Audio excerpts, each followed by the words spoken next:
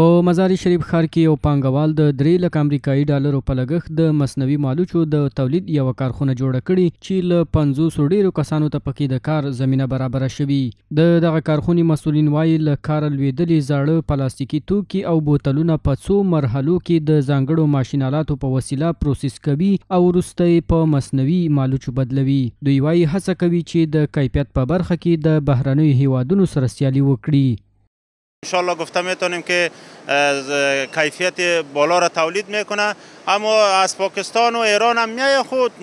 ما هم کوشش میکنیم که کیفیت ما از اونا که بالاتر باشه. یک بار بخش شستشو داریم، اونا شستشو میشن با موادهای شوینده، با آب گرمی مواد خیلی که شستشو میشه و بعد از او مرحله پروسس تولید ما شروع میشه که در یک ماشین به اصطلاح حرارت داده میشه و از این ماشین به ماشین دیگه دوباره به تار تبدیل میشه. د یادونې وړ ده په بلخ کې د مصنوعي مالوچو د تولید لومړی کارخونه ده چې 3 کاله مخکې په فعالیت پیل وکړ، چې اوس مهال په 24 ساعتونو کې په دې کارخونه کې څه باندې 2 ټنه مصنوعي مالوچ تولیدیږي.